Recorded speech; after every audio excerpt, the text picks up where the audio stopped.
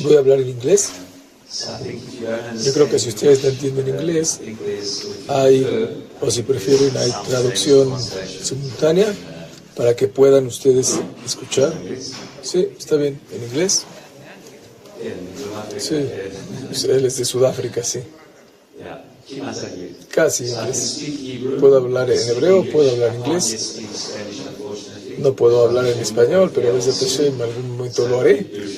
Pero con el permiso de los Jajamín, es un zehut muy grande estar aquí en México, estar en Monte Sinai y ver esta gran comunidad, una comunidad impresionante.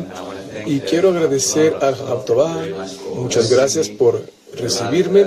El Rab estuvo conmigo, tuvimos una conferencia con las comunidades afiliadas a Mizrahi, desde México hasta Chile. Rab Tová habló al abrir la conferencia y hablamos de Pidyon Shebuim, de rescatar a los cautivos y la misma tan importante que hay ahora en Israel. ¿Qué tenemos que hacer para traer a los rehenes? Es un método un poco complicado, entonces le agradezco a recibirme aquí en Monte Sinai, y gracias a Marcos Meta, a Rameta, muchas gracias. Hablamos varias veces y ahora nos encontramos en persona. Muchas gracias por organizar y abrir la comunidad para nosotros, lo apreciamos grandemente. Y gracias también a mi amigo a Fred Sadia, mi gran amigo, y Fred y Adina. Por Fred, no lo había mencionado en español porque no lo he entendido. Yo escribí este libro que vamos a hablar de él un poquito. Fue escrito en inglés hace 1 año y medio. Salió en Yom Ha'atzmaut para el 75 aniversario del Estado de Israel. Y en septiembre una compañía de publicidad firmó para imprimirlo y publicarlo en hebreo antes de octubre 7, y salió en Yom Ha'atzmaut en hebreo. Y tengo el zehut que Fred Sadia, que no lo conocía, que me está ayudando, es mi amigo, y me ayuda a hablar, y me dijo: Rav Pérez, yo fui uno de los solidarios con Israel. Su libro fue dado como un regalo, y yo creo que Fred me dijo que en el avión, es un avión largo, lo leyó en el avión de regreso a México, y me dijo que lo disfrutó mucho y sintió que debía de ser traducido al español. Entonces, con el mérito de Fred, muchas gracias por donar la traducción y la publicación del libro. Muchas gracias. Un aplauso muy fuerte para Fred. Gracias. Y por tu zehut, ahora está en español. Muchas gracias. Y Fred y Adina y todos sus hijos hermosos, su yerno David, es increíble ver lo que están haciendo. Muchas gracias. Él fue mi chofer también, no solamente me publicó los libros, me llevó los libros, me llevó las maletas. Fred, tienes el trabajo, es muy especial. Muchas gracias. Voy a hablar un poquito sobre Masan, de mis hijos. Tenemos 4 hijos, dos hombres, 2 mujeres. El mayor, los 2 mayores son hombres. Hicimos Aliyá de Sudáfrica hace 10 años. Nuestros muchachos tenían 13 y 15. En el momento que llegó Simchat Torah, tenían 24 y 22. Los 2 terminaron la prepa y estaban en la universidad 1 o 2 años. Después fueron al ejército. Daniel, nuestro hijo mayor, Jonathan, se convirtió en oficial, estuvo en el ejército, en los paracaidistas, San Janim, y Daniel también es un comandante de tanque. Así está mejor el micrófono, sí. Es un comandante de tanques y un oficial, ya está en el ejército. Resulta que llega Simchat Torah octubre 7 del año pasado. Daniel es comandante de un tanque, está en Nahal Oz, una base cerca de Nahal Oz, cerca de la frontera del norte de Gaza, y Jonathan es un comandante de un grupo de 150 soldados en los paracaidistas, entrenándolos en el entrenamiento básico, y él está en casa con su prometida para Simchat Torah. Los dos terminaron luchando. Daniel, vamos a ver lo que pasó en la película, en el video que vamos a ver. Lo arreglamos para octubre 7, este video, para el aniversario de lo que sucedió. El calendario no hebreo, el calendario gregoriano. Una vez que falleció, hicimos este video un poquito sobre él, y nuestro hijo mayor Jonathan también luchó y estuvo como 6 horas luchando y fue herido en la pierna, y cuando terminó Simchat Torah teníamos un hijo que lo balearon en el pie y estaba en el hospital, y uno que estaba perdido. Lo que sucedió a Daniel, vamos a decir la historia aquí, vamos a hablar un poquito de cómo pasamos este año, un poquito de la fortaleza del pueblo judío y del Estado de Israel, y un poquito sobre Mizrahi y el libro, y va a haber un tiempo para preguntas. Ahora, Marcos, vamos a mostrar el video, son 8 minutos, es sobre Daniel y su risa, y después voy a decir la historia de Jonathan, etc. Gracias.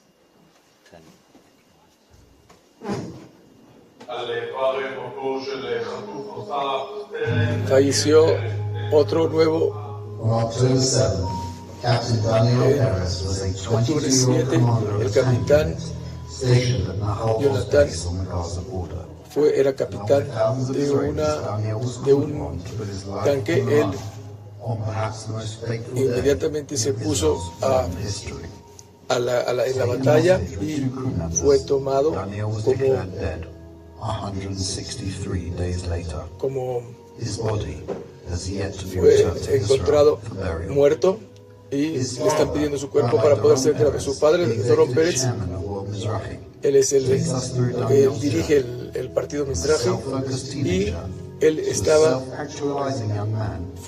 vio cómo su hijo se convertía de un jovencito a un héroe nacional.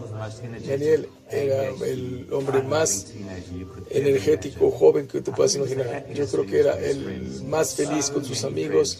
Tenía muchos amigos de todos, de Sudáfrica, de Israel, religiosos, no tan religiosos, de todos. Yo creo que Daniel era el mejor amigo que podías tener.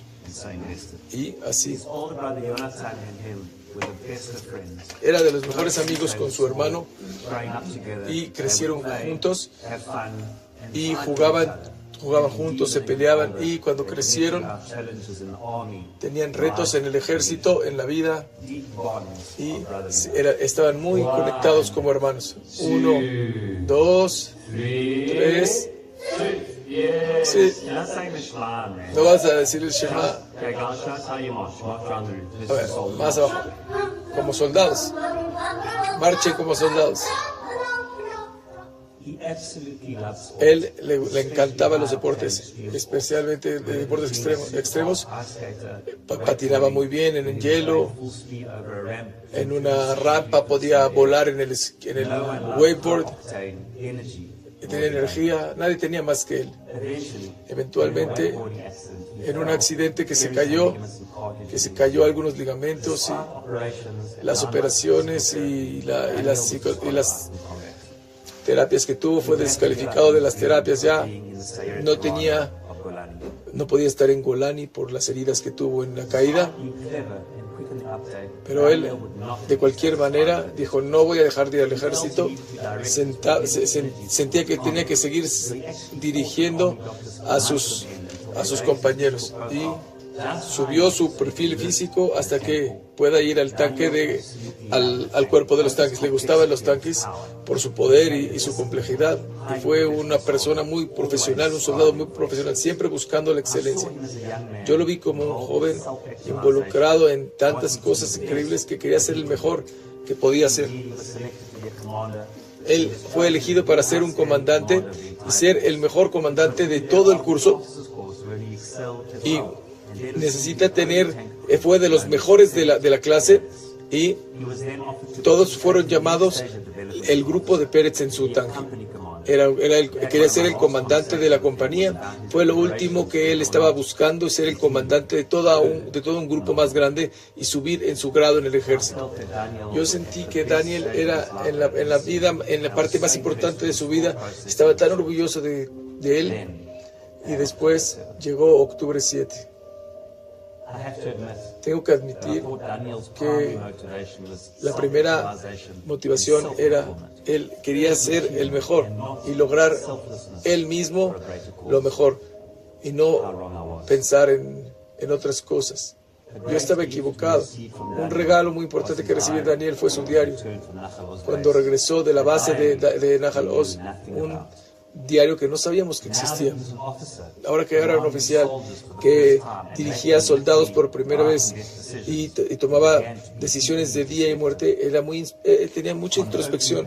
En la primera página escribió las cosas que yo pienso antes de dormir y se hacía preguntas: ¿por qué yo estoy aquí? Para su prometida, él entendió que el pueblo de Israel no tenía quien los ayude, quien los proteja hasta que llegó el Estado de Israel, y él tenía la obligación de defender a su pueblo. Entonces estaba encargado de que si yo no lo hago, entonces ¿quién lo va a hacer? Si yo no defiendo al pueblo de Israel, ¿quién lo va a hacer? Esta sensibilidad de tomar responsabilidad por otros fue exactamente lo que llevó a Daniel a poder llevar su vida a un objetivo tan importante en nuestra generación. Daniel valientemente estuvo 3 horas y cuarto contra la primera ola de terroristas en su tanque. Él vio cientos de personas cruzando y todos armados con un RPG, y no podía ver qué era lo que estaba pasando. Entonces sabía que era la última línea de defensa, y él no dudó ni un momento. Sin preocuparse por su seguridad, dejó su seguridad y fue directamente hacia ellos. Empezó a dispararles. El tanque de Pérez hizo todo lo que pudo para poder detenerlo, hasta que el tanque le dispararon un RPG y los mataron y se lo llevaron el cuerpo como rehén. Cualquier persona o soldado que no es del Estado de Israel, como un soldado de Israel que está con sus padres, los respeta a sus padres y respeta a su país. Daniel era un hombre muy bueno. Daniel el amado. Eso es lo que se escribía en su invitación de Bar Mitzvah y también en su tumba.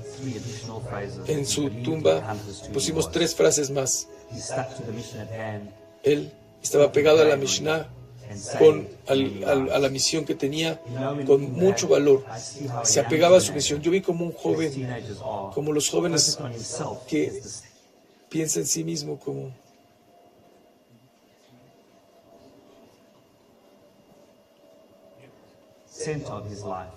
Su sonrisa, creciendo en una persona, de un niño de 20 años con un éxito en su vida personal. Después salió como un héroe de 22 años, enfocado solamente en lo mejor de los demás.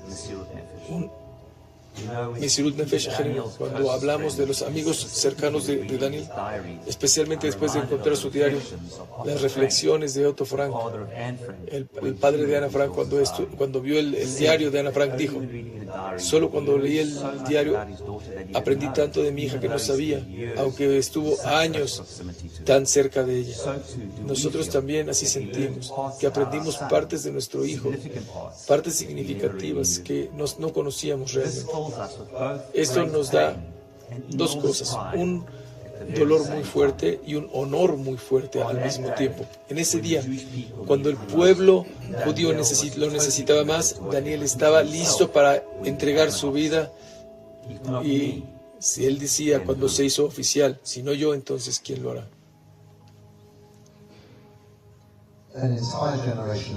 toda una generación de jóvenes luchadores que Hashem los bengue él y su amigo Jonathan, que entregaron su vida, nos demostraron quiénes eran, unas personas que no les importaba sacrificar sus vidas para proteger a nuestra gente, a nuestra tierra y todo lo que nosotros estamos por él. Que su memoria sea bendita. Entonces, Daniel, como ustedes escucharon en el video, su posición estaba en Najalos, en un tanque, en una estación de tanques. Estuvo ahí por unos meses con su grupo de tanquistas.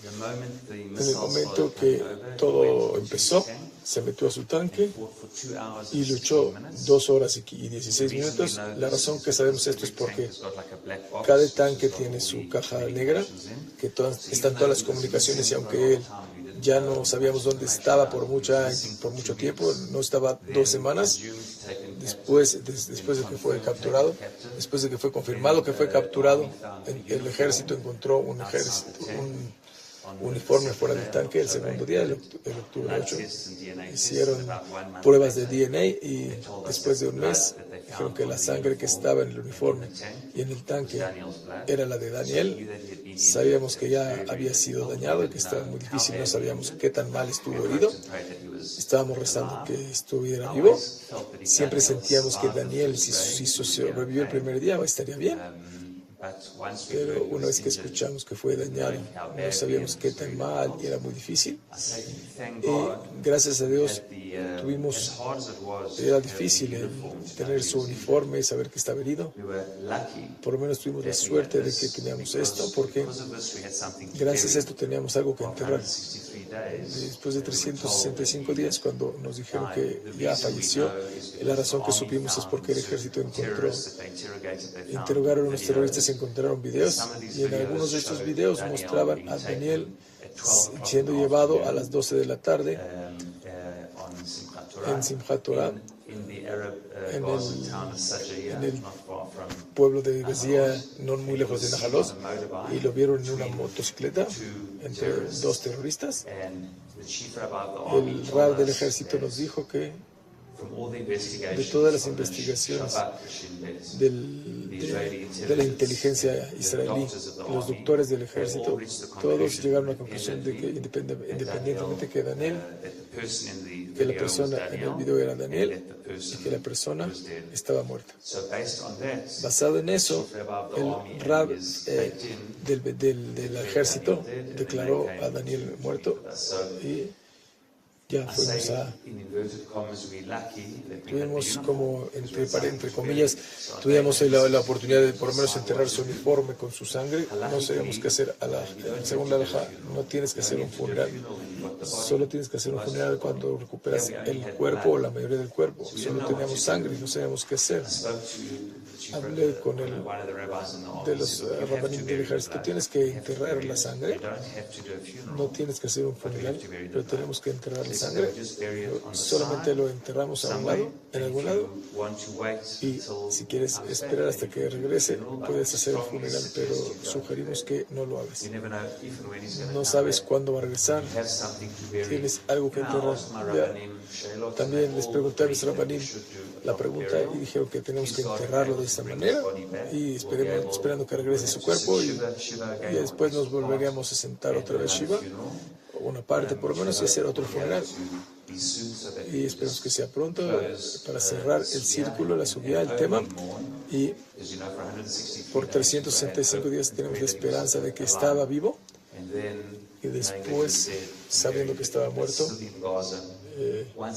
que estaba en Gaza, el ejército nos decía de vez en cuando qué es lo que sabían. Ellos pensaban que estaba en el norte de Gaza, en la ciudad de Gaza, y no sabían si lo tiene Hamas o la yihad islámica. En algunas fotos lo tenían por 2 diferentes terroristas. No sabían exactamente dónde estaba. Como saben, es uno de los 101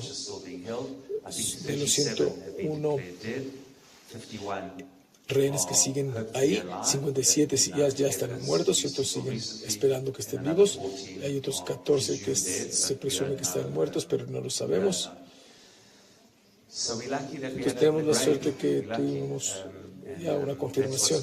Eso es lo que fue el año pasado. Daniel estaba en su tanque. Sabemos de la caja negra del tanque.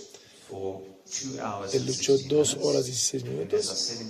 Y como vemos en el video, mataron a muchos terroristas. En algún momento el otro tanque lo inhabilitaron, algunas personas murieron, pero ahí la base de Nahal Oz fue la base más golpeada en Simchat Torah. Hay 220 terroristas en la base en la mañana. 52 soldados fueron asesinados en Nahal Oz, o sea, 300 fueron asesinados el día de todas las luchas. 52 fueron en la base de Nahal Oz y 11 en la base fueron secuestrados, incluyendo los 7 mujeres que estaban ahí, las 7 soldados. Daniel luchó muy valientemente y su equipo luchó muy valientemente hasta más o menos cuarto para las 9. Fue el momento crítico donde él vio la segunda ola entrando y cada uno estaba en motos 50 o 60 con misiles RPG para romper los tanques. Muchos nos dijeron que él se podía quedar en un lugar a salvo para el tanque afuera de la frontera, y de ahí disparar, pero vio que si hago yo esto iba a matar a 10 o 20 y la mayoría iban a entrar porque estaban separados y cada uno es un asesino, cada uno quién sabe cuántas personas. Entonces intuitivamente sabía que su responsabilidad era defender al pueblo judío. Entonces oían su voz. Tenemos la suerte de que el ejército nos dejó escuchar las últimas 2 horas y 16 minutos de la grabación. Por un lado, es muy difícil escuchar las últimas 2 horas y 16 minutos de la vida de tu hijo. Sabes cómo iba a terminar, que iba a ser trágico, pero por otro lado, está uno muy orgulloso de escuchar las últimas 2 horas y 16 minutos, cómo él tomó las decisiones, cómo luchó con toda la fuerza, tomando decisiones muy, muy buenas. De hecho, tenemos la Azkará de un año y la Azkará, la cabeza del tanque, del cuerpo del tanque es el general brigadier Ohad Maor. Él dijo, y yo lo escuché antes, que lo que hizo el tanque de Daniel en ese día va a ser estudiado para generaciones futuras sobre el valor y la determinación. Dijo que él cree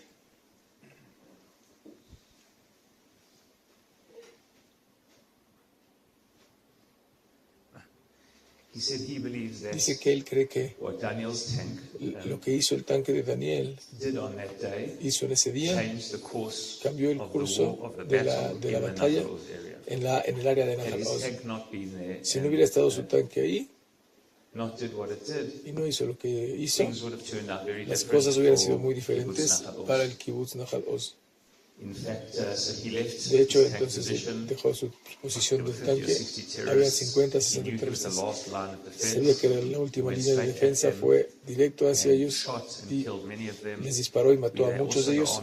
También el ejército demostró que había una foto del dron después de la batalla, y donde ves el tanque y ves en la arena, afuera de la base, lo que hizo, ves las huellas del tanque cómo hacía zigzag y cómo iba golpeándolos. Y lo oías en el walkie-talkie diciendo, ahora cambia, date para acá, voltea para allá, dispara para acá. Él sacó la cabeza afuera del tanque y tenía su metralleta afuera. Él tenía que salir afuera con su cabeza, y mataron a muchos terroristas, y al final de la batalla parece que un terrorista se subió por atrás y le disparó por atrás de la cabeza. Lo que sabemos es porque el video en Shayades, ves que yo no los había visto, pero el jefe del ejército me dijo es un balazo en la parte de atrás de la cabeza, fue lo que oímos probablemente en la grabación. Gracias. Entonces, esas fueron las 2 horas 16 minutos de batalla.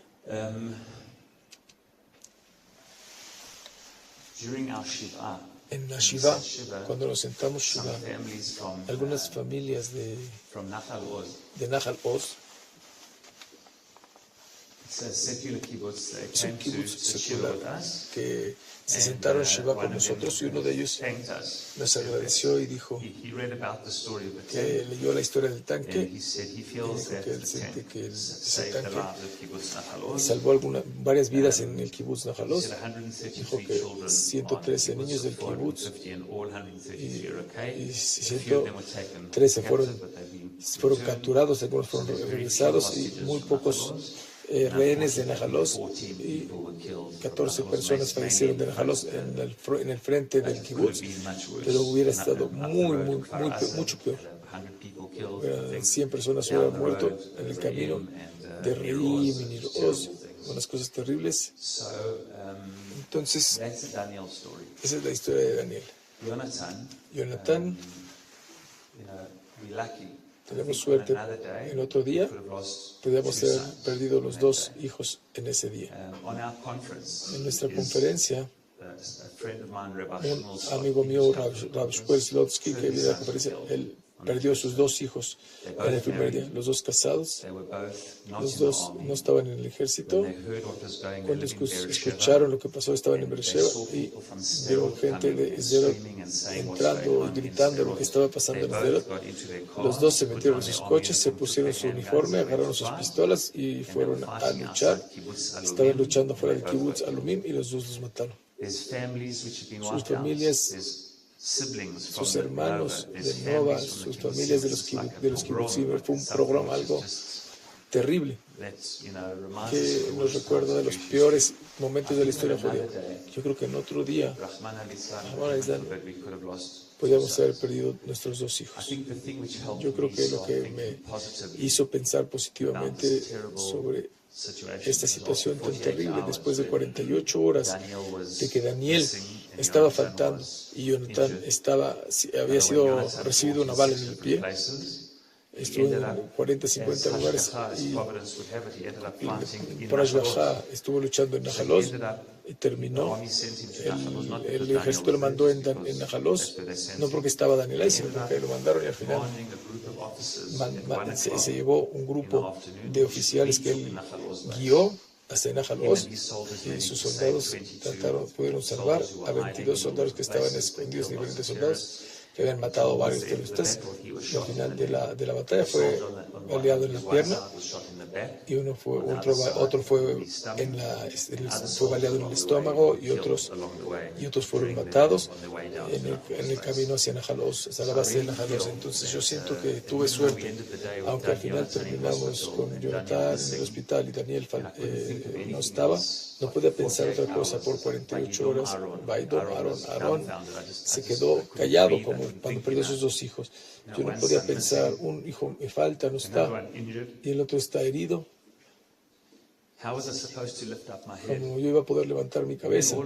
Después de repente escuché un video de un rab que yo conozco, Rav Shlomo, que es el rab del Yishuv en Shomrot, que se llama Pesorgot, y me enseñó en Yeshiva. Su hijo fue asesinado, y él vivía en un kibbutz que se llamaba Keren Shalom, un kibbutz de religiosos y no religiosos, y ahí estaba su hijo con familias religiosas, y lucharon.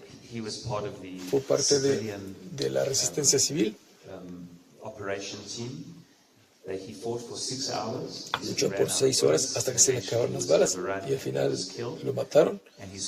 Y su padre viene en el martes, el 9 de octubre, su padre mandó un pequeño video y yo lo vi. Decía que aunque asesinaron a su hijo, sabe que su hijo fue a vivir a ese kibbutz por Ahavat Israel, que para que estén religiosos y no religiosos, y puso su vida en la línea y terminó salvando al kibbutz, y a través de salvar el kibbutz salvó generaciones de personas, como dice la Mishnah en Sanedrín, que cualquiera que salva una vida, salva no solo la vida, sino todas las generaciones de esa persona. Cuando yo lo escuché decir que no podía creerlo, me hizo sentir por primera vez me dio chizuk, me dio fuerza. Y dije, wow, tal vez puedo ver esto de diferente manera.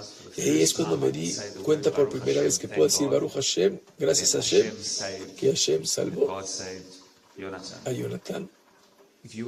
Si me hubieras dicho, si tú me hubieras dicho, hubieras comparado cómo luchó cada uno, hubiera yo pensado que Jonathan iba a ser el que iba a morir. Él tenía solamente una pistola, el otro estaba en el tanque. Él corrió al frente con una pistola y alguno fue muerto y le usó su casco. Un amigo de él estaba luchando y tenía agua. Gracias por el agua, gracias por los clientes. Un amigo de él, sus amigos lo balearon en el estómago. Cuando lo llevaron al hospital, Jonathan agarró su pistola y su uniforme. Así es como era así. La gente iba tomando lo que podía y defendiéndose. El dolor era muy duro. Yo sigo sufriendo porque se llevaron a Daniel de rehén y lo mataron, pero siento mucha gratitud a Hashem que Jonathan no lo llevaron de rehén. Como dice el pasuk, Hashem dio y Hashem se lo llevó y Hashem me volá. Hashem da y toma y nos llevó a uno de nuestros hijos, pero nos dio uno de regreso. Jonathan debía de casarse 10 días después. Estaba comprometido para casarse. Teníamos una decisión importante si íbamos a seguir la boda. Lo pensamos. Mi esposa sentía que casarse era una pareja religiosa, debían de casarse. Decidimos seguir adelante con la boda. No sabía cómo lo íbamos a hacer, pero de alguna manera lo hicimos. Se casaron el 17 de octubre, el 3 de marzo, en una boda pequeña. No lo hicimos, cancelamos la boda grande y lo hicimos una boda pequeña con streaming en vivo para las personas que querían asistir. Era una boda pequeña y quiero compartir con ustedes algo increíble que pasó. Una historia maravillosa que pasó ahí. No sabía cómo yo iba a pasar esta boda para estar genuinamente feliz. Yo no quería estar triste y llorando en la boda de mi hijo. ¿Cómo voy a lograrlo? ¿Qué decidí hacer? Hice una estrategia, puse en mi mente, no voy a pensar sobre Daniel. De las 4 de la tarde, dije, Hashem, no voy a pensar de Daniel, esto es para Jonathan. De las 4 a las 11, solamente voy a pensar en Jonathan. Ese es mi plan. Entonces viene mi esposa y me dice, Doron, quiero entrar al cuarto de Daniel y sentir su traje. Daniel era el más stylish de la familia, no era como yo. Él siempre le gustaba vestirse bonito. Vestía con mucho estilo. Tenía sus lentes y sus lentes muy finos. Costaban miles de shekels. Y le dije, Daniel, ¿por qué gastas tanto dinero en unos lentes oscuros? Estos lentes me costaron 300 shekels. Me dice, papá, por eso te ves como tú te ves. Está bien. Yo quiero verme inteligente. Se compró un traje hermoso, un traje muy bonito, y mi esposa quería solamente sentir el traje. Y fue lo último en la vida que yo quería hacer. Fue lo último en la vida que yo quería hacer, pero entré con ella, no sentí el traje y lloramos mucho y le dije a mi esposa, vamos a enfocarnos en lo que tenemos. Tenemos a Jonathan, vamos a enfocarnos en Jonathan. Vamos a sacar a Daniel de nuestra mente por unos horas. Dijo, ¿está bien? Hagámoslo. Llegamos a la jupá, llegaron la familia del novio, de la novia, llegamos, estamos ahí entrando, estoy pensando en mi mente, Jonathan. Entonces, el rab que los está casando era una persona muy cercana a nosotros. Empieza la jupá y dice así, ¿cómo podemos empezar esta boda sin poner atención a la persona que no está aquí? Daniel empezó a hablar de Daniel y yo lo estoy viendo y digo en mi mente, no puedo creer que lo está haciendo. Empieza a llorar, todos empezamos a llorar. Habla de Daniel, hacemos teilim por Daniel. Y claro que hizo lo correcto. No era muy maduro para mí pensar que yo podía no traer a Daniel a la boda. Yo solamente no sabía cómo iba a luchar, a hacer eso. Tenemos que mencionar a Daniel. ¿Cómo lo vas a mencionar? ¿Cómo lo puedes ignorar? Yo no sabía qué más hacer. Y aprendí algo maravilloso, que aunque nosotros lloramos amargamente, por 3 minutos salimos, nos lavamos la cara, continuamos la boda y estuvo muy feliz. Uno de nuestros amigos dijo que fue la boda más santa, más triste, más feliz y más inspiradora que había. Cuando yo lo veo hacia atrás, fue la boda más feliz, con unos minutos de los momentos más duros. Fotos familiares muy difíciles, las hicimos muy rápido. Después bailamos. La boda para mí fue muy feliz y vi algo increíble. Aprendí que es posible que las dos cosas que pasaban por mi cabeza fueron Haradá y Hedva, preocupación y felicidad. Felicidad y apreciación por Jonatán y preocupación y dolor por Daniel. Y aprendí algo increíble. Aprendí que puedes cargar las dos. Y yo creo que lo más grande que aprendí en todo este año es que es posible llevar las dos. A veces me encuentro hablando de ese tema, a veces no lloro nada, a veces lloro y luego lloro y me río, lloro, luego digo un chiste. Todo parece funcionar, no sé cómo. Yo creo que alguien puede cargar mucho dolor y mucha oscuridad, pero también cargar mucha felicidad y apreciación. Yo creo que eso es la resiliencia. La resiliencia es poder entender el dolor, la dificultad, la pérdida, darle su espacio, pero no te pierdas en él. Hay oscuridad, pero no tienes que vivir en el hoyo. Puedes vivir al lado. Una mujer me habló 3 semanas después de la boda y me dijo, Raf Pérez, ¿cómo hizo esta boda? Yo tengo la boda de mi hijo, es una mujer religiosa que vive en Estados Unidos. Oyó de la boda, no sé cómo, dijo, mi hija se suicidó hace un poco. Dijo, no hay manera de que yo pueda ir a la boda de mi hijo sin sentir tanto dolor. Estoy temblando de la boda. Entonces, ¿cómo le haces? Yo le dije, no sufres porque viene una alegría, sino estás esperando. No sé por qué, pero yo también me daba miedo la alegría. Pero pensé, dijo, no voy a pensar de mi hijo. Le dije lo que pasó en la boda y ¿sabes qué aprendí? Que tienes que pensar sobre tu hijo. Lo que necesitas hacer es traer a tu hija contigo a la jupá. Reconoce su pérdida, muestra cuánto la querías y cuánto la extrañas y llora por ella y te prometo que va a pasar. Dijo, ¿cómo sabes? Dijo, porque nosotros lo hicimos, yo y mi esposa, y somos gente normal y tú también lo puedes hacer, te lo prometo. Le hablé por teléfono el día de la boda para darle un poquito de Jizuk y es exactamente lo que pasó. Al otro día me habló y me dijo, es lo que pasó. Aprendí en la vida que no puedes detener el dolor. Hay que entender que hay una pérdida, saber que hay una pérdida, pero al mismo tiempo agarrar las cosas. Nadie dice que la resiliencia, ¿de qué se trata? Yo sé que vamos a ganar la guerra y el pueblo Yehudí siempre puede superarlo. Somos el pueblo más resiliente del mundo. Desde Abraham vino, en la perashá de esta semana, hace 3.500 años o casi 4.000 años, desde el principio de la historia judía, nuestros retos. Hashem le dice, vete de tu casa, de tu tierra. Ese es un reto. Empezar una jornada religiosa, espiritual, es irte de la casa de tu padre y no sabes a dónde vas. Nomás ve hacia donde yo te digo y después te digo a dónde. Y los Jajamim dicen que Abraham tuvo 10 pruebas durísimas y las pasó y vivió con ellas. Y vivió a través de ellas. Y el pueblo judío tuvo muchas pruebas, muchos retos. Lo que decimos a nuestros hijos en Pesaj, en la noche del Seder, no es tan bonito lo que decimos a nuestros hijos. Le decimos que en cada generación tratan de exterminarnos. En todas las generaciones tratan de matarnos. Tal vez lo olvidamos que Irán está construyendo una bomba nuclear y tuvimos un día muy difícil el octubre 7 y en cada generación están parados y están planeando destruir el pueblo judío. Es increíble, no es una historia tan fácil para decirle a tu hijo.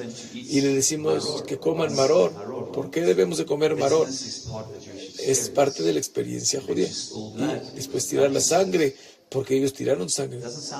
No suena muy bonito, pero es bonito, porque después le decimos que coman matzá. La matzá está bien, pero la matzá es una mezcla de pan pobre, este pan de la aflicción que comieron nuestros padres, pero también es el pan de la Geulá, de la salvación. Pero tenemos el Korban Pesach, carne, una carne, un borrego, no lo tenemos, pero entonces lo teníamos. Y le decimos a nuestros hijos, la halajá es en Maftili Bajara Pesach Afikoman. Lo último que debes de comer en la mesa del Seder, ¿qué es? Hoy es matzá, en el tiempo del Bet HaMikdash, el Korban Pesach. ¿Por qué es lo último que debemos de comer el Korban Pesach? Porque queremos sentir el sabor de la libertad en la boca. La historia del judaísmo es una historia dulce, es un sabor rico, una historia de cuidado. No quiere decir que no va a haber maror a la mitad del camino y no va a haber retos a la mitad del camino. Y no quiere decir que a veces que van a estar juntos. La matzá es la comida de la aflicción y la comida de la redención. Cuando venga Pesach vamos a hablar más de eso, pero yo creo que en general somos una gente muy resiliente. Alguien me dijo, una persona que se dedica a ayudar a Israel, que tienes preguntas de fe, ¿tú piensas que es injusto? Mejor no entiendo la pregunta. ¿Que a Dios me debe algo? ¿Que Él trabaja para mí? ¿Que trabaja para mí? Dios trabaja para mí. Yo creo que tienes preguntas porque sientes dolor. Puede ser arrogante para mí. Yo estoy compartiendo con usted lo que yo siento. Si alguien siente diferente, está bien. Yo estoy diciendo lo que yo siento. Si yo no tuviera preguntas de fe, como 1,5 millones de niños fueron asesinados en la Shoah, de repente uno de mis hijos ya me lo mataron. Ya tengo preguntas, solo tengo preguntas. Si tengo otras preguntas, si estoy sufriendo para entender, y luego ya puedo sufrir, pero si estoy bien y de repente tengo preguntas, estoy un poco arrogante. Yo estoy agradecido. El dolor no se ha expresado en enojo, que no me he enojado con el ejército, no me he enojado con el gobierno, no estoy enojado con la sociedad, no estoy enojado con Hashem. Yo creo que si alguien tiene enojo, es parte de luchar, de enfrentarse al luto, es el enojo. Yo no lo siento, yo me siento agradecido. El dolor se ha cambiado, no se ha cambiado, agradezco que no se ha convertido ese dolor en enojo. Y está bien, hay gente que sí lo siente, pero yo siento como un rab que ha acompañado a mucha gente en dolor y sufrimiento y mucha gente valiente. Yo creo que ser parte del pueblo judío es ser parte de un pueblo que sufrió tanto, pero nunca fue vencido por el sufrimiento. Sufrimos, pero nunca jugamos las víctimas. Siempre tratamos de ser de los victoriosos y encontrar un lugar hacia adelante. Y aunque el pueblo judío, la experiencia israelí ha tenido mucho dolor, hemos hablado en la conferencia que la comunidad sionista judía religiosa, 50% de los soldados que fallecieron son de la comunidad religiosa, aunque de la comunidad sionista religiosa es del 12 al 15%, porque muchos están en el ejército, muchos están son miluim, en reservas, y como el Ben Akiva, Rabbi Aloni, estuvo en reserva 300 días, tiene 44 años, es un padre, ya es casi un abuelo. Estamos luchando por nuestras vidas y yo solo quiero decir para pasar al tema de Mizrahi un minuto. La parte de Mizrahi, la palabra Mizrahi también se refiere a los Yehudim Sefaradim, pero aquí no se refiere a eso, aquí se refiere, es un grupo de rabinos que pensaban que aunque era un movimiento secular, teníamos que ser parte de él y podíamos traer valores auténticos de Torah y asociarlos con el movimiento, porque va a traer a los Yehudim a Israel y va a salvar a los Yehudim de Pogromim y va a de regreso a los Yehudim a Israel. Entonces estos Jajamim encontraron el movimiento que se llama Mizrahi, que ha estado ahí por 125 años, que significa, es por dos palabras, Merkaz Ruhani, Merkaz Ruhani, un centro espiritual. Ellos sentaban que el centro de la persona debe de ser valores de Torah. Y yo me identifico con eso porque yo vengo de una familia muy sionista, pero éramos más tradicionalistas, no tan religiosos. Ahora somos más religiosos. Cuando yo estaba en la secundaria y después eventualmente, cuando yo crecí en mi Torah, en mi judaísmo, en los libros de Rav Kook vi que el libro habla de dos cosas. El libro trata de dar un punto de vista de la Torah sobre dos cosas. El antisionismo. ¿Por qué el antisemitismo se hizo antisionismo? ¿Cómo sucedió? Encontré un hidush muy grande sobre el Gaón de Vilna en sus comentarios sobre la Torah. En Habacuc dice que las cosas más increíbles fue un hidush muy grande, y lo que hice fue, lo desarrollé y lo comparé con la historia judía de hoy, el curso de los palestinos, y cómo el antisemitismo funciona y cómo va cambiando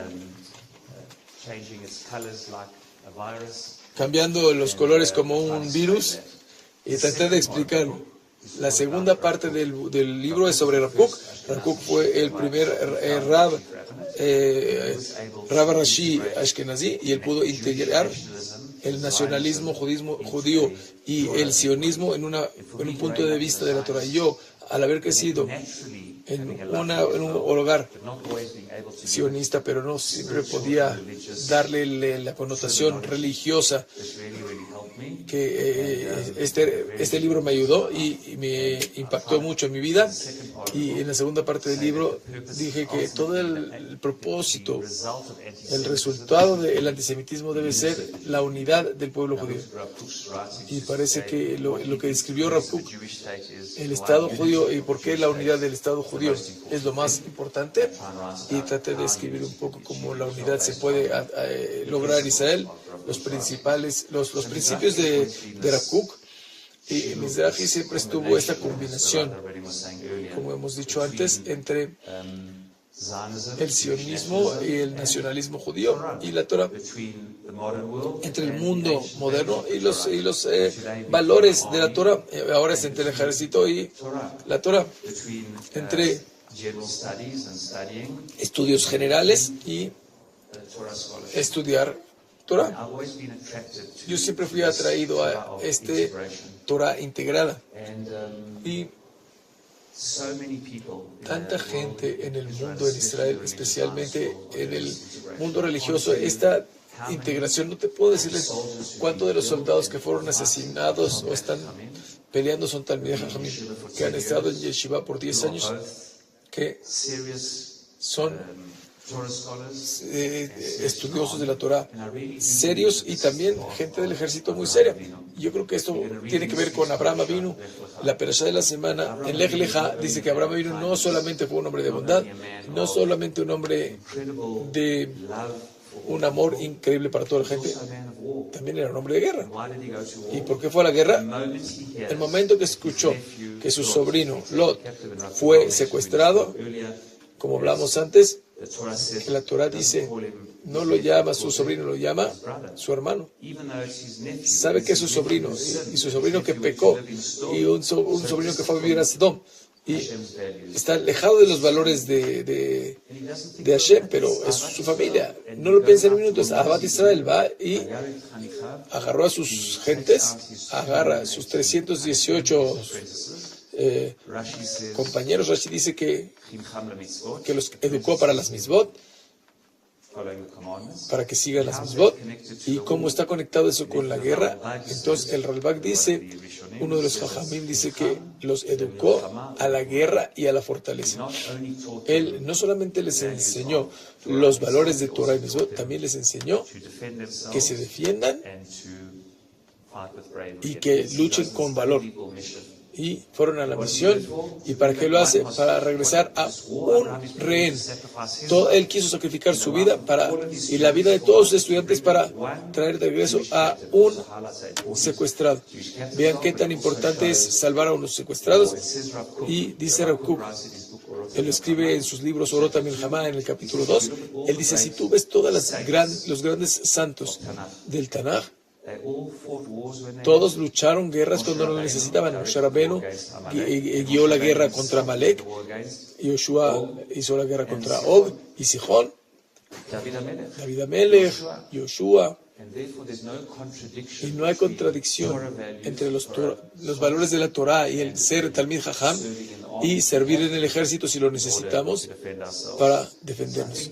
Yo creo que la parte de Mizrahi es un camino de integración que puedes estar en el mundo moderno, pero también puedes estar entregado a los valores de la Torah. Puedes servir en el ejército y estar entregado a los valores de la Torah. Es una vida de integración. No es fácil. A veces es más fácil hacer una cosa o la otra, pero la forma como Mizrahi lo ve es una forma de vida de la Torah y hacer las dos. Quiero terminar en un minuto y darle unos minutos para preguntas. Puedes tomar el libro atrás y lo puedes tomar. Hay algunas ideas que hablé estar aquí. También vieron en el video esta calcomanía de mi hijo, que si no soy yo, entonces ¿quién lo va a hacer? Esas son gratis, las calcomanías.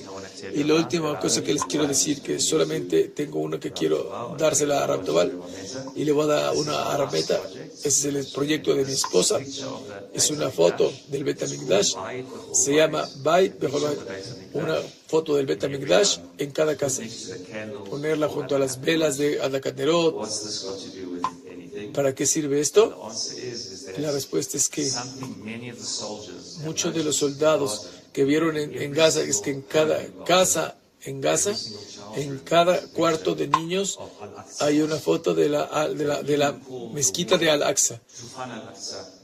Todo quieren es estar en Al-Aqsa. Todos los logos de Hamas está la mezquita. Y una de las cosas que le dijo a su madre después de 100 años, de 100 días en la reserva, es comprar una foto del Bet HaMikdash, porque si ellos saben por qué están luchando, nosotros también tenemos que saber por qué estamos luchando. Y me dice, Dorón, eso es algo, me dio mucho, es un impacto muy fuerte. Si ellos pueden tener tanto odio, y eso los conecta a Jerusalén, tenemos que conectarnos a través de amor y unión. Iniciamos este proyecto, vendimos 11,000 en el mundo, especialmente en Estados Unidos y en Israel. Solamente traje 120. Me quitaron, tuve que pagar impuestos yo tuve que pagar impuestos a la economía mexicana y se los doy de regalo a la conferencia, pero también le voy a dar una rameta y tal vez podemos conseguir unos pocos más o comprarlos en línea de alguna manera para Sudamérica. Eso es importante que esté en cada casa. Y quiero abrir el piso a preguntas. Si alguien, con todos los retos en Israel, hay muchos retos que nuestra familia está pasando y es muy doloroso y muy difícil, pero está bien, va a estar bien. Yo dije, voy a terminar con esto. En mi cumpleaños 85 de mi padre, hace como 4 meses, fue la primera vez que toda la familia se juntó desde la Shiva. Es la primera vez que había faltado solamente una persona, y era Darío. Todos sus nietos estaban ahí. Entonces mi hermana dijo, todos los nietos que tomen una foto con el abuelo. Y cuando todos los nietos se juntaron, vio y empezó a llorar.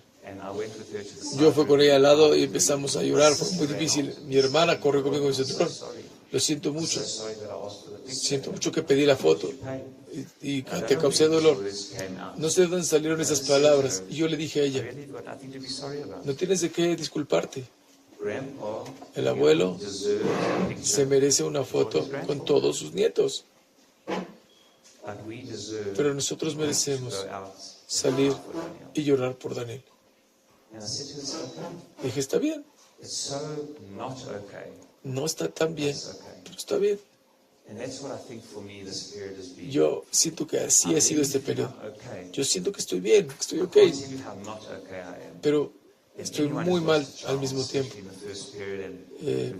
Perdimos un hijo, sigo diciendo Kaddish, porque empecé Kaddish, aunque solamente se hace luto por un mes, y los rabaníes dijeron que siga diciendo Kaddish. Son 11 meses desde el entierro, sigo diciendo Kaddish, y estoy en dolor cada día, como cualquiera que haya perdido un hijo.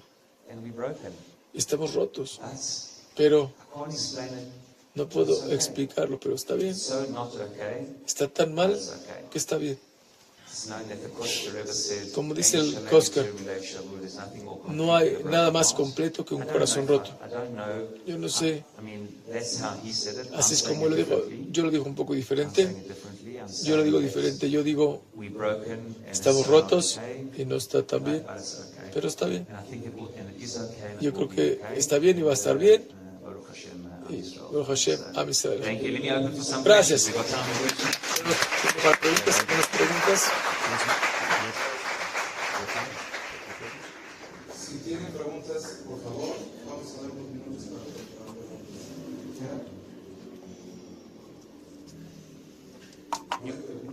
You can ask any. You can ask. Yeah, I'll just say this. Well, just for a few minutes, you can ask any question you want. Pueden hacer cualquier pregunta. Question is fine. I can ask every type of question. Me han preguntado de todo tipo de cosas. Siéntanse libres de preguntar. אפשר בעברית, כן. השאלה שלי זה, Mi pregunta es, שהיית במצב של הבן שלך, איזה ישרות אתה מרגיש שהיית שם? no entendí. תגיד בספרדית והוא יתרגם. כן. איך שאתה ידעת שהבן שלך נפטר, Cuando se enteró que su hijo falleció, ידעת ¿cómo sabías que אתה היית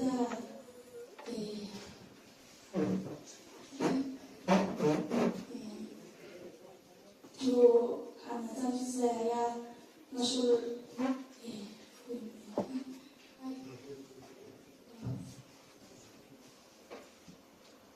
I think I understand the question. ¿Alguien tiene alguna pregunta? No, I think I understand. Yeah. Yeah. Yeah. No, I think I understand. Creo que entendí la pregunta, yo no, pero era Oscar. O sea, yo creo que lo que estabas diciendo es que cuando nos dimos cuenta que falleció nuestro hijo, How did we feel about that? cómo nos sentimos The fact that he had been a y hostage. cómo nos afectó que había sido un rey antes. No sé si es la pregunta, pero voy a responder esa pregunta. You know, my wife and I had a Mi very, esposa y very yo different response. tuvimos una respuesta muy diferente. My wife struggled Mi esposa like anything during the first 163 days. Sufrió mucho los primeros 163 días. She could barely eat. No podía without thinking apenas of comer, Daniel's eating. pensando que Daniel has a very specific Daniel no podía comer. taste. Tenía una forma muy especial para comer Daniel. No le gustaba Have a warm el shower frío, without worrying about whether he was no podía tomar one long un baño frío. Era difícil para ella sentir que él estaba sufriendo, porque siempre estaba en contacto con él. Cada día en el ejército le preguntaba qué estabas comiendo, si está calientito. Yo no sentí eso. Porque yo no le preguntaba a Daniel si tenía calorcito, si estaba, qué estaba comiendo. Yo le preguntaba a Daniel cuántos ejercicios hacía, qué tan rápido estaba corriendo, cómo va el ejército, cuáles son sus planes. Yo le preguntaba a Daniel diferentes preguntas. Entonces yo lo manejé estos 163 días mucho mejor que mi esposa. Podía estar activo, cada vez estaba nervioso y ansioso, lo dirigía a través de la acción. En general, para mí es más fácil hacer, y a veces lo que la gente hace es estar apagado, pero yo estaba más tranquilo. Mi esposa dice, yo soy un hombre más de hacer que de un hombre, sino es más difícil ser. Yo aprendí no nada más ser, sino hacer. En los primeros 163 días yo corría, iba de un lado a otro, iba a diferentes países, encontraba con la gente para tratar de sacar a Daniel. Y una cosa increíble sucedió. Una vez que escuchamos que Daniel ya había fallecido, tuvimos diferentes respuestas. Para mí, estaba con tanto dolor porque ya no había esperanza. Ya no podía hacer nada para regresarlo. Ya, su cuerpo estaba en Gaza, pero no estaba vivo. Cuando le pregunté a mi esposa en Shabbat, me dice, Shelly, le dije, ¿cómo te sientes? Dice algo que yo no podía creer. Doron, no puedo creer que estoy diciendo esto, pero me siento relajada. Que nuestro hijo está muerto. Mejor déjame explicarte. No pude manejar 163 días de no saber si estaba sufriendo y no saber qué estaba pasando. Ahora que yo ya sé que no sufrió, que no está sufriendo y nunca va a sufrir, dijo, para mí como madre, me siento que puedo manejar mi dolor. Sí, tengo el resto de mi vida para estar de luto, pero lo puedo manejar porque es mi dolor. Y no podía manejar su dolor. Y yo no sentí eso. Yo 163 días, yo de alguna manera no pensaba tanto de Daniel. Cada vez que lo pensaba, lo bloqueaba, lo dirigía a través de acción, a hacer algo por él. Y después cuando escuché que falleció fue muy duro para mí. Eso fue el luto real y me tomó mucho tiempo para emocionalmente superarlo. Me pegó muy duro. Entonces yo creo que cada uno maneja las cosas de una manera diferente. Una o dos preguntas más. No sé si es lo que pregunta, pero es lo que contestamos. ¿Hay otra pregunta? ¿Una pregunta más? Two more questions and then we'll let you go. Yeah.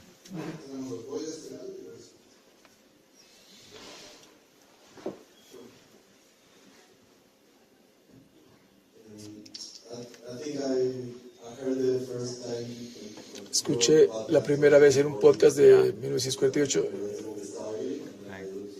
y lo busqué y segunda vez. Mi pregunta es,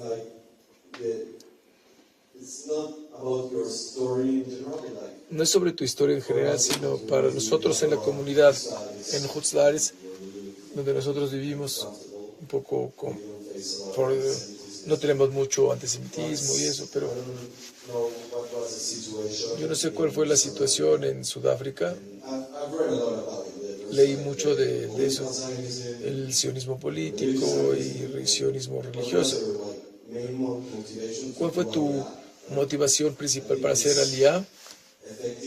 Yo creo que es efectivo, pero no es lo ideal de ir por miedo que nos están matando, vámonos.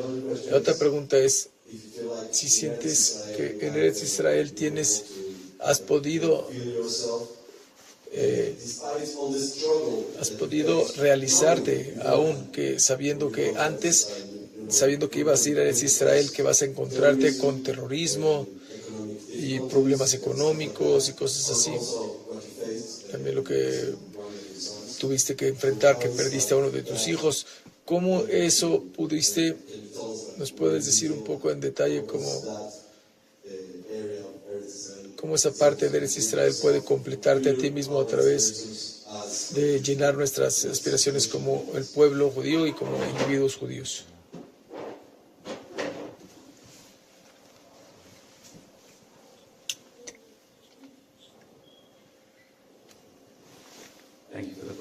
Gracias por la pregunta. Para mí, vivir en Israel fue parte de mi identidad y de lo que yo quería hacer.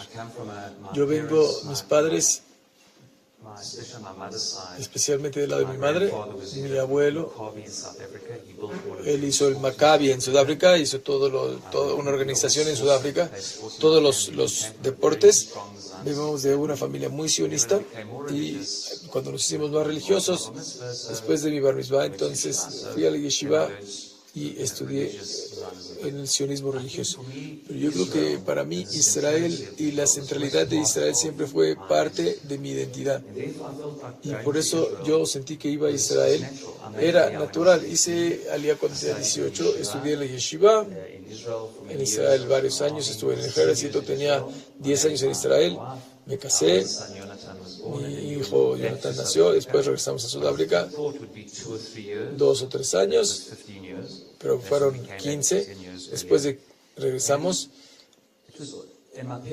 mis padres y mi familia vivían en Israel. Para mí, vivir en Israel era lo que yo iba a hacer. Aunque yo estaba en Sudáfrica, estaba en Sudáfrica de regreso, siempre me siento suertudo que Israel siempre ha sido parte de mi identidad y donde yo quiero estar. Me acuerdo cuando decidimos hacer aliyah y me dieron mi puesto en Mizrahi.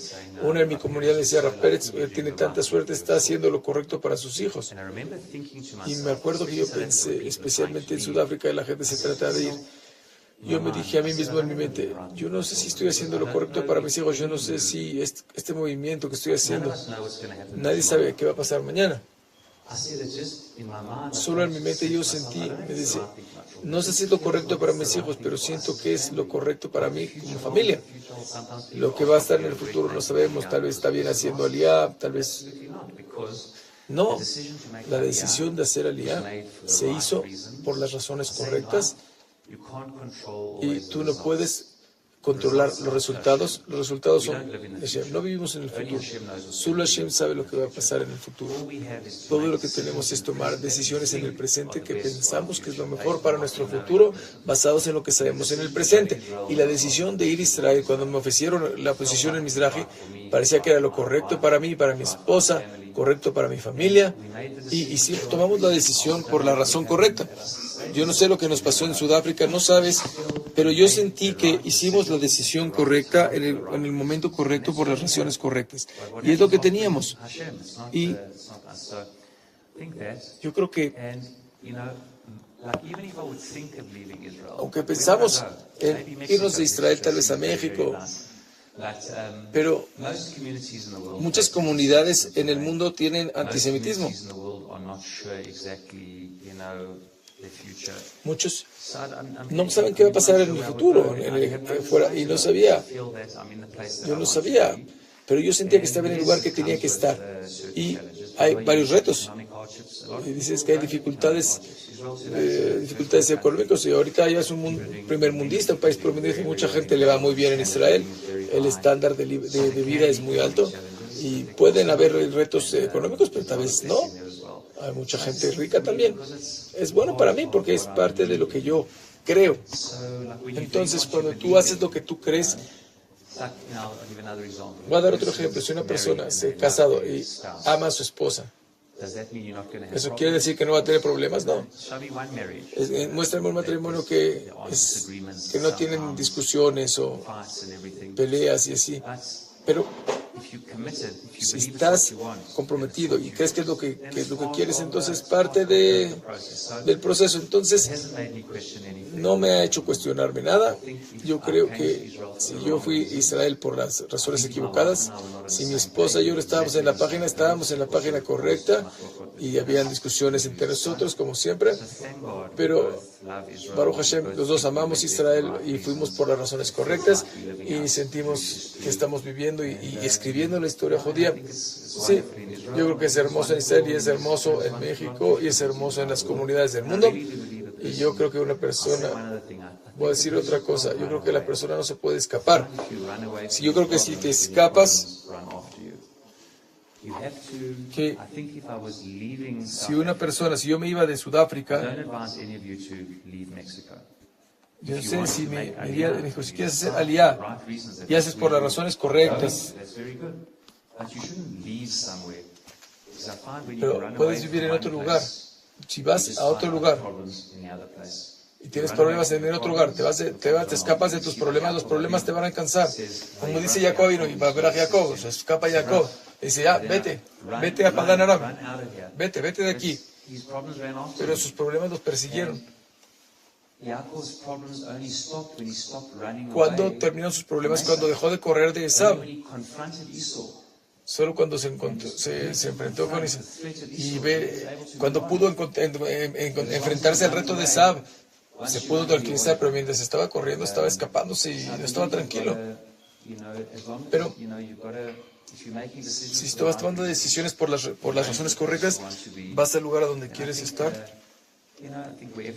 Donde quiera que estés, es el lugar que debes estar. Gracias. Ahora ya es tarde, voy a contestar esta pregunta rápidamente y ya terminamos. Yo creo que me preocupó mucho antes de octubre 7 la falta de unidad en Israel. Parte de las razones de que escribí el libro es por eso. Toda la segunda parte del libro habla con la unidad del pueblo judío, la visión de Rav Kook de cómo podemos darle el lugar para diferentes partes de la nación. Yo creo que el odio sin razón fue el motivo de la destrucción del Bet HaMikdash. Esta unión y estar luchando entre nosotros. Yo vi un midrash que dice, cuando recibimos la Torah, dice que Baihan, que Ish Echad Echad, recibimos la Torah, éramos una sola persona con un solo corazón. Vi dos midrashim, comentarios rabínicos que dicen que si no estuviéramos juntos, Hashem no nos hubiera dado la Torah. Una condición para poder recibir la Torah es estar unidos, como un solo pueblo, como un solo corazón. Yo creo que es lo que explica Rav Kook, que la unidad judía es crítica y no es el odio sin razón lo que causó la destrucción del Bet HaMikdash, y la lucha en octubre 7 no fue lo que lo causó, sino había muchas discusiones, no importa quién está correcto o no. Las discusiones en Israel no son nada que ver con lo que fue en ese entonces, no son tan malos como antes. Yo creo que han cambiado. Ahora yo creo que Bibi está despidiendo a Galante. No tiene que ver con lo que era antes, nada que ver con lo que fue antes. Yo creo que el punto principal que yo creo es que tenemos que estar determinados a tener unidad entre los Yehudim, porque no nos va bien cuando estamos divididos. Yo escuché del agente de inteligencia de Israel que dijo que de documentos que encontraron en la casa de Sinuar, dijo que ¿por qué escogió atacar? Porque por las discusiones en Israel dijeron la gente que no iban a ir al ejército, y vio que Israel estaba en un punto tan bajo que dijo, es un momento para atacar. Yo creo que es un reto. Yo creo que lo que esto nos hizo es que nada nos une más al pueblo de Israel, es que nos ataquen. Desafortunadamente nos unimos cuando nos amenazan más que cuando no nos amenazan. Tenemos que unirnos más cuando no hay retos, cuando no hay amenazas. Pero yo creo que esto, como dice Rav Soloveitchik, es un pacto de fe. Estamos en esto juntos y tenemos que entender. Yo creo que no importa qué manos están en el timón de Israel. Si movemos el volante o el timón, es muy importante saber que hay manos que están moviendo el volante, pero no va a tocar un iceberg como el Titanic, pero estar seguros que la nave es fuerte y que puede romper vencer las tormentas, y creer que en la unidad del pueblo es la clave. Cook nos enseñó que no tienes que quejarte, te puedes quejar y no pasa esto, no pasa lo otro. Cook dice que lo dice 4 veces en la Torah, que somos un pueblo terco. ¿Qué quiere decir un pueblo turco? Dice que solo puedes ver una sola dirección. No sé si has tratado de manejar un coche cuando estás. No puedes ver derecho. Especialmente en México, aquí manejan muy loco. Hay glorietas y bajan y suben. Fred es un buen chofer, maneja muy bien, pero tienes que clavarte. No solamente ver hacia al frente, tienes que ver a un lado, al otro, atrás. es una persona correcta que ve, una persona terca es que ve solamente una dirección, es su verdad y nada más. Y es terco porque nada más ve eso. Pero una persona está tan convencida que estoy en la manera correcta de llevar el judaísmo. Pero los jajamim nos han enseñado que hay 70 formas de ver la Torah. No solamente hay una verdad en Torah, sino cuando se trata del mundo hay diferentes interpretaciones. Y muchas pueden ser verdad, y yo creo que eso es lo que significa la verdad, encontrar en cada ideología y darnos cuenta que no quiere decir que es todo mal, que todo está bien, o que todo está blanco o negro, es verdad o no. Tiene que estar alineado con Torah, hacerte un rab, pero la Torah tiene lugar para diferentes verdades, y hay 70 formas de ver la Torah. Y yo creo que ese es nuestro reto más importante, es poder trabajar juntos y entendernos y saber que estamos juntos en esto, y tenemos que entender que nuestros enemigos que nos han hecho, no importa qué tipo de ideologías, pero tenemos que unirnos, y entre más nos unamos con un pacto de fe, vamos a poder trabajar. Gracias, muchas gracias.